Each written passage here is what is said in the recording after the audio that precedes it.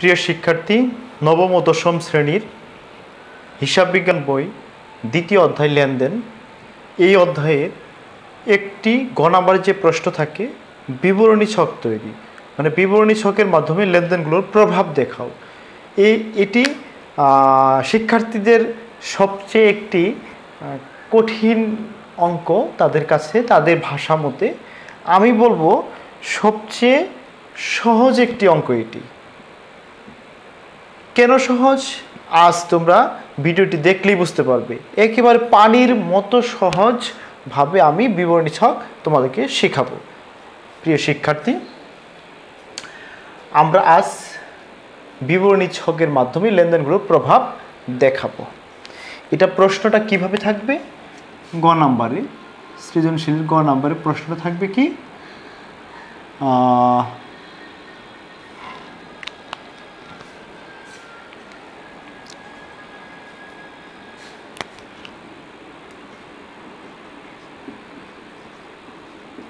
লেনদেনগুলোর উপর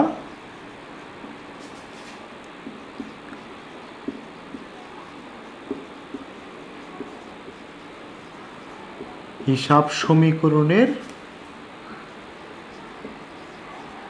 প্রভাব।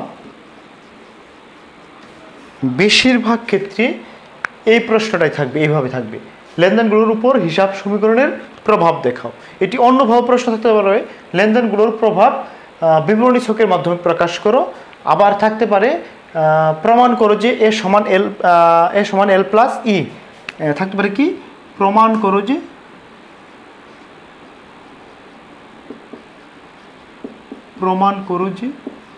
এ সমান এল প্লাস ই, অথবা প্রমাণ করো যে এ সমান এল প্লাস সি। এইভাবে প্রশ্নটি থাকতে পারে।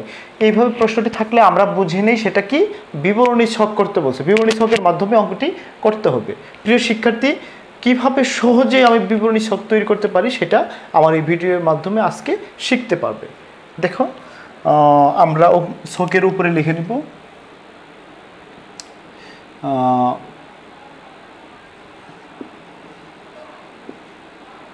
জানুয়ারি মাসের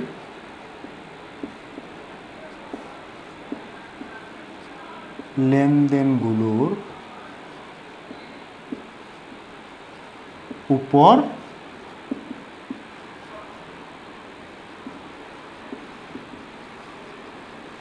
হিসাব সমীকরণের প্রভাব দেখানো হলো।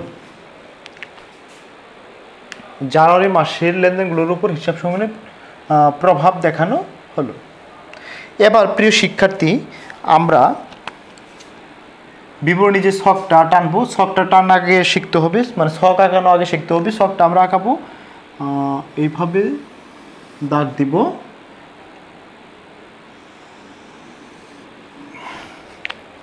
এই যে দুইটি দাগ দিলাম, দুটি দাগের মধ্যে ফাঁকা চিহ্ন, এক স্কেল পরিমাণ ফাঁকা রাখবা।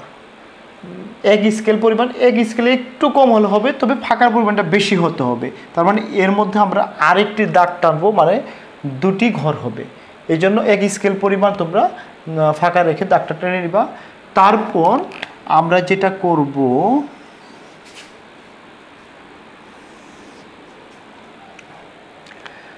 আমরা ফিক্সড তিনটা ঘর টেনে নিব। প্রথমটা তারিখ, উদ্ধৃত, আর লাস্টে একটা মন্তব্য। আমরা তিনটি ঘর ফিক্সড টেনে নিলাম। টানার পর আমাকে করতে হবে কি, এই যে মাঝখানেরটা আমাকে এই পাশে, মাঝখানে একটা আমরা সমান সমানের দাগ টানবো। এই পাশে থাকবে সম্পদগুলো, আর ওই পাশে থাকবে দায় ও মালিকানা সত্ত্ব, দায় আর মালিকানা সত্ত্ব। প্রিয় শিক্ষার্থী, এবার আমাকে অঙ্ক দেখে বুঝতে হবে এখানে কয়টি সম্পদ আছে, কয়টি দায় আছে, আর মালিকানা সত্ত্ব কয়টি আছে। আচ্ছা, এখানে আমরা জানি ছকের ভিতরে আয় এবং ব্যয়গুলো আসবে না, শুধু সম্পদ আসবে, দায় আসবে, মালিকানা সত্ত্ব আসবে। মানে আসবে তো সবগুলোই, এগুলোর ঘর হবে, সম্পদের ঘর হবে, প্রত্যেকটি সম্পদের ঘর হবে। প্রত্যেকটি দায়ের ঘর হবে, আবার মালিকানা সদর ঘর একটাই হবে, সেটা হবে মূলধন। প্রিয় শিক্ষার্থী, আমরা অঙ্ক দেখি কয়টি সম্পদ আছে। সম্পদ চিনব আমরা, জাবেদা করব। তারপর 1 তারিখ ব্যবসায়ে 2 লক্ষ টাকা বিনিয়োগ করা হলো। আমরা যাবতীয় জানি নগদান হিসাব ডেবিট, মূলধন হিসাব ক্রেডিট। নগদান একটা সম্পদ। প্রিয় শিক্ষার্থী, একটি সম্পদের ঘর পেলাম। নগদে পণ্য ক্রয়, ক্রয় হিসাব ডেবিট, নগদান হিসাব ক্রেডিট। নগদে সম্পদ, নগদ আমরা ঘর নিচ্ছি আগে। আসবাবপত্র ক্রয়, আসবাবপত্র হিসাব ডেবিট, নগদান হিসাব ক্রেডিট। আসবাবপত্র একটা নতুন সম্পদ পেলাম, তাহলে 2টি সম্পদ। ধারে পণ্য বিক্রয়, দেনাদার হিসাব ডেবিট, বিক্রয় হিসাব ক্রেডিট। দেনাদার একটা নতুন সম্পদ পেলাম। 3টি সম্পদ হলো ধারে পণ্য ক্রয়, ক্রয় হিসাব ডেবিট, পাওনাদার হিসাব ক্রেডিট। তাহলে পাওনাদার একটি দায় পেলাম। প্রিয় শিক্ষার্থী, এখানে আমরা যে অঙ্কটা উঠাইছি, এখানে সম্পদ পেলাম 3টি। কি কি? নগদ, আসবাবপত্র, দেনাদার। আর দায় পেয়েছি একটি, পাওনাদার। আর মালিকানা সূত্রের ঘরে একটা ফিক্সড থাকবেই, মূলধন। প্রিয় শিক্ষার্থী, তাহলে সমানের এই পাশে ঘর হলো কয়টা? 2টা, আর এই পাশে সম্পদ 3টা। তাহলে এই পাশে যেহেতু 3টা, তাহলে জায়গা তো এই পাশে একটু বেশিই রাখতে হবে, আর এই পাশে 2টি। আমরা ওইভাবে একটু খেয়াল করে জায়গা রাখবো। যেমন সমানটা আমি এখানে দিয়ে দিলাম, সমানের ঘর। এই পাশে আমি এবার কি করব? এইভাবে দাগ টেনে দেব। 3টা সম্পদের নাম নগদ, আসবাবপত্র, দেনাদার। এই পাশে আবার 2টি ঘর হবে আলাদা করে। 2টি ঘর কেন? এটা প্লাস চিহ্ন, প্লাস চিহ্নর ঘর। এই পাশে থাকবে কি? মালিকানা সত্ত্ব, আর এই পাশে থাকবে দায়। তো সেক্ষেত্রে আমি নামগুলো লেখলেই বুঝতে পারবে। এটার নাম দেবো আমি তারিখ। এখানে একটা সাল দিব, যেমন এটা আমার 2017 সালের অঙ্ক। আমি এখানে দিলাম 2017। এটা লিখব উদ্বৃত্ত, মানে জের যোগফল যেটা, এটা হবে সম্পদ। এখানে এগুলো সম্পদ, সম্পদের নাম। প্রথমটা কি পেয়েছি? নগদ। পরেরটা আসবাবপত্র, তারপরেরটা দেনাদার। 3টি সম্পদ পেয়েছি। এটা সমান সমান, এটা আমি দিব কি? দায়। দায় কি পেয়েছি? একটা পেয়েছি, পাওনাদার। এটা প্লাস চিহ্ন, এটা দেবো আমি মালিকানা সত্ত্ব।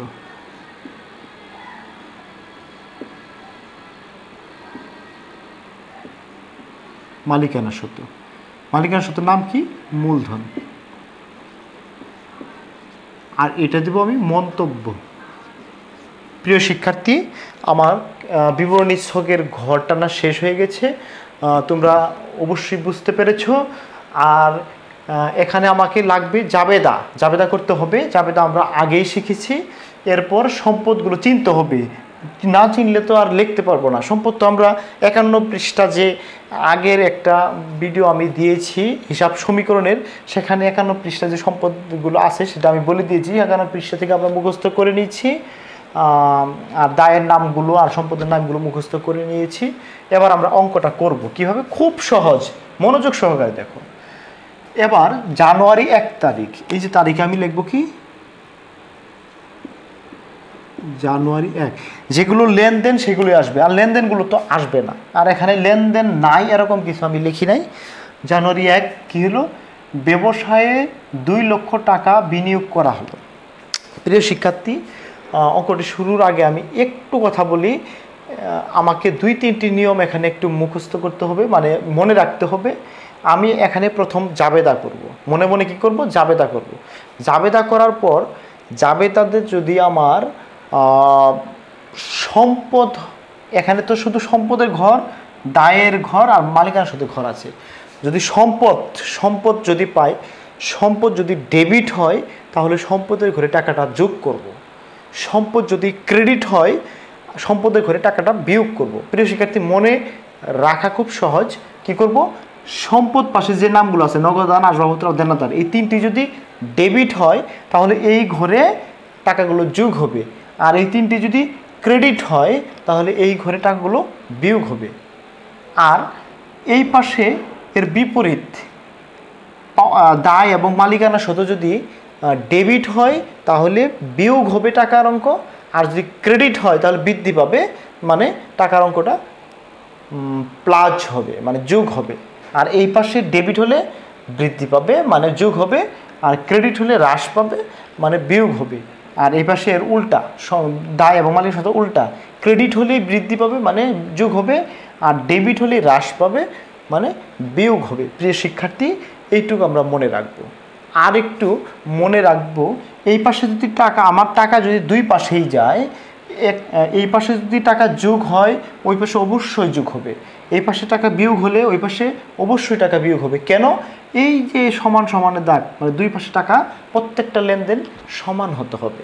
প্রিয় শিক্ষার্থী, আরেকটি কথা আমরা মনে রাখবো, যদি টাকার অঙ্ক দুইটি মানে ডেবিট ক্রেডিট দুইটি যদি একই পাশে হয়, ওই পাশে অথবা এই পাশে, যদি একই পাশে হয় মানে দায় পাশে অথবা সম্পদ পাশে একই পাশে হয়, তাহলে একটি ঘরে টাকার অঙ্ক যোগ হবে আর একটি ঘরে বিয়োগ হবে। প্রিয় শিক্ষার্থী, আবার আমরা অঙ্কটা শুরু করি। জানুয়ারি 1, ব্যবসায়ে 2 লক্ষ টাকা বিনিয়োগ করা হলো। এর জাবেদা কি জানি আমরা? নগদান হিসাব ডেবিট, মূলধন হিসাব ক্রেডিট। যার নামে ঘর আছে টাকার অঙ্ক তার ঘরেই বসাতে হবে, আর যার নামে ঘর হবে না, ঘর নেই, তার একটি ঘর আছে, তার নাম হলো মূলধন। যার ঘর নাই তার আশ্রয়কেন্দ্র মূলধন, যার ঘর নেই তার আশ্রয়কেন্দ্র মূলধন, আর যার ঘর আছে তার ঘরেই টাকার অঙ্ক দিতে হবে। তাহলে এখানে আমরা পেয়েছি কি? নগদান হিসাব ডেবিট, মূলধন হিসাব ক্রেডিট। এই যে নগদের নামে ঘর আছে, মূলধনের নামে ঘর আছে। আচ্ছা প্রিয় শিক্ষার্থী, আমি একটু আগে বলেছি নগদটা কি? সম্পদ। সম্পদ যদি ডেবিট হয় তাহলে টাকাটা বৃদ্ধি পাবে মানে যোগ হবে, টাকাটা কি হবে? যোগ হবে। নগদ কি হয়েছে? ডেবিট হয়েছে, তাহলে নগদের ঘরে টাকাটা যোগ হবে। কত টাকা? 2 লক্ষ টাকা।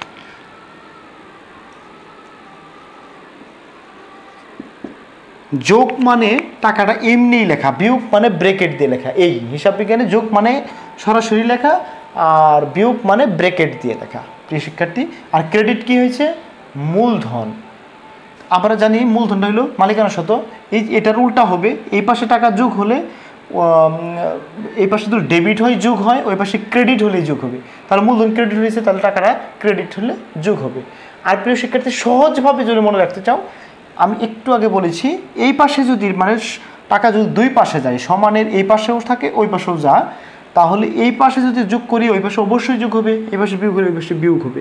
এই পাশে টাকাটা আমার যোগ হয়েছে, আমি অবশ্যই মূলধনে সে টাকাটা যোগ করে দেব, 2 লক্ষ।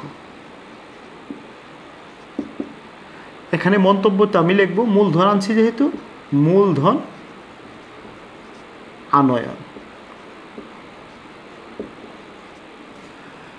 প্রিয় শিক্ষার্থী, প্রত্যেকটা লেনদেনের আমরা উদ্বৃত্ত নামাবো। আমরা এখানে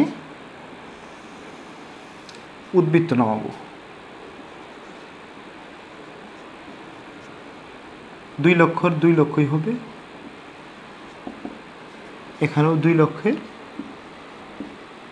2 লক্ষ হবে। এরপর 15 তারিখ, জানুয়ারি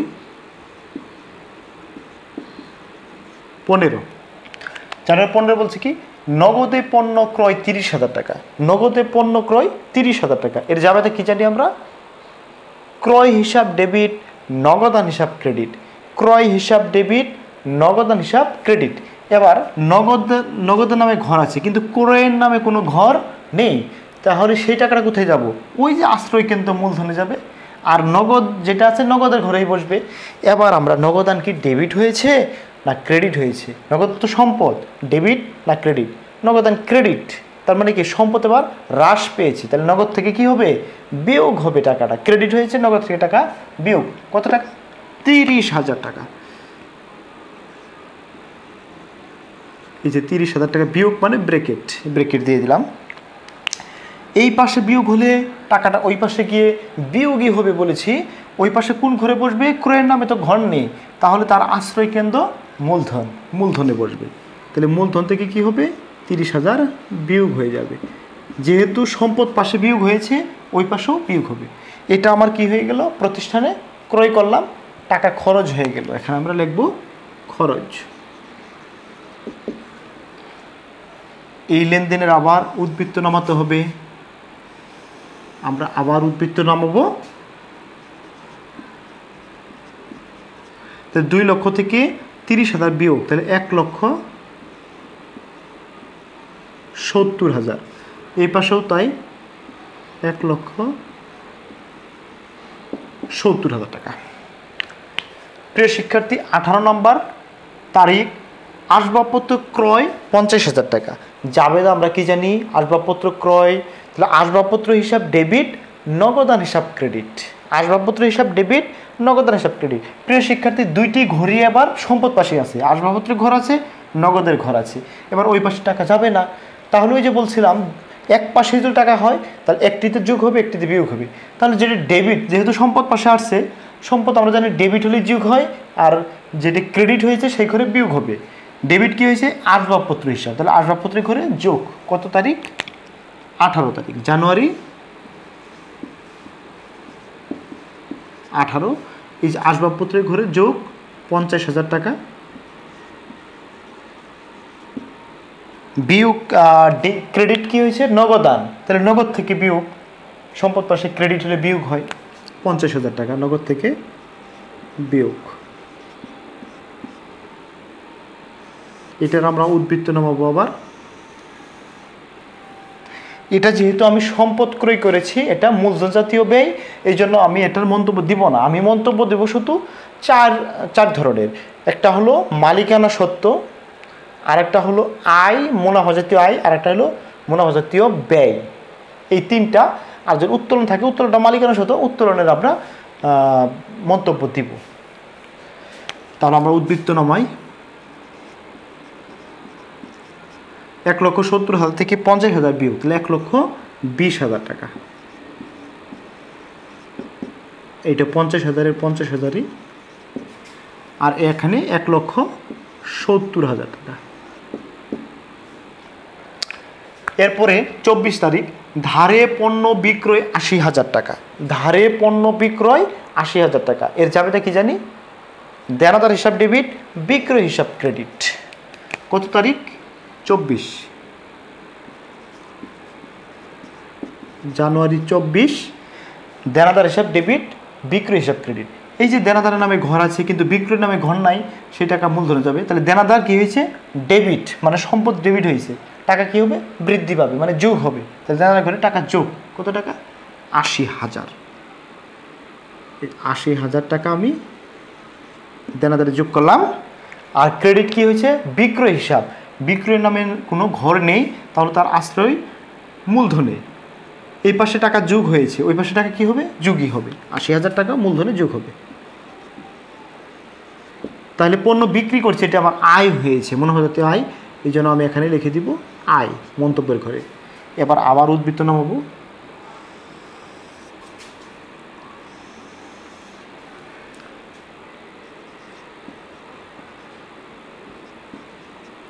এক লক্ষ 20,000-এর 20,000-ই, এটা 50,000, এই ঘরে 80,000, এখানে 1,70,000 আর 80,000 যোগ করলে 2,50,000। 2,50,000। এরপর 28 তারিখ,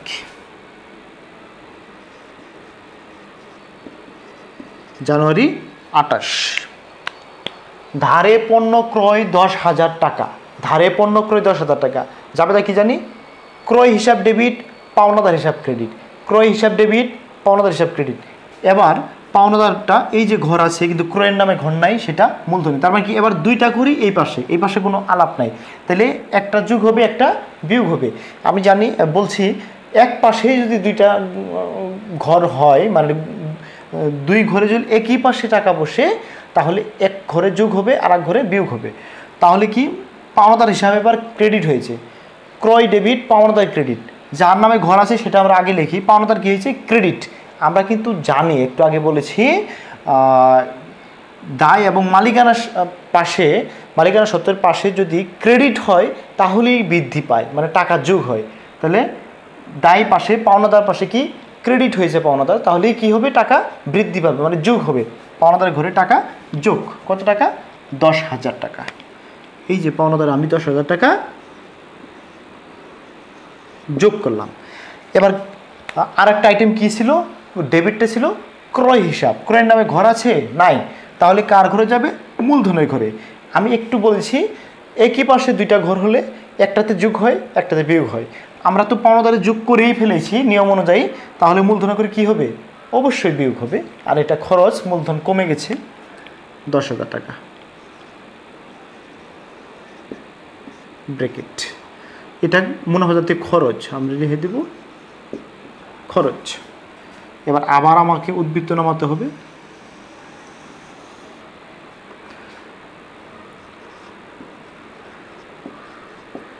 এটা 1,20,000, এটা হলো 50,000, 80,000, এখানে লিখব 10,000। 2,50,000 থেকে 10,000 বিয়োগ করলে 2,40,000।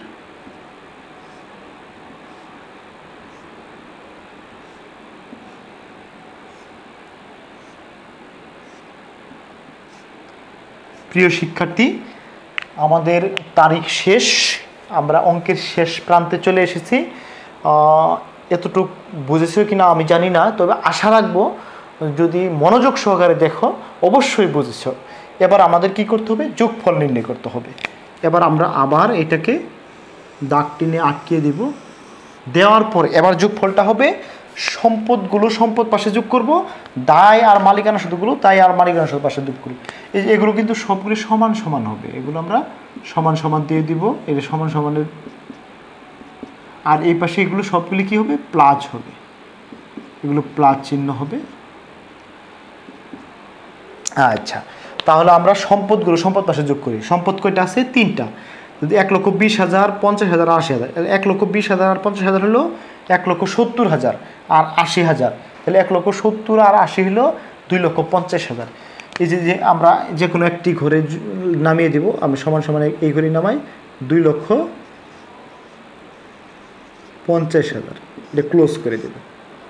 এই পাশে যোগ করি, এই পাশে যোগ করলে আমরা এই পাশে লিখি, তাহলে 2,40,000 আর 10,000, 2,50,000।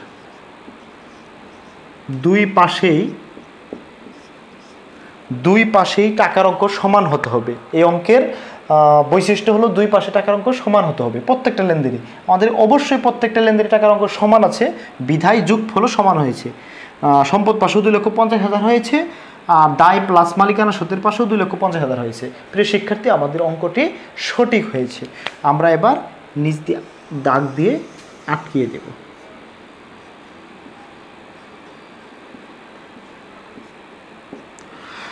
প্রিয় শিক্ষার্থী, তোমরা যদি মনোযোগ সহকারে ভিডিওটি দেখো, আমি আশা রাখবো তোমরা বুঝতে পেরেছো বা বুঝতে পারবে।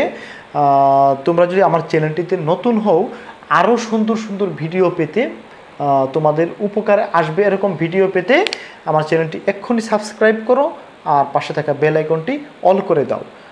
ধন্যবাদ।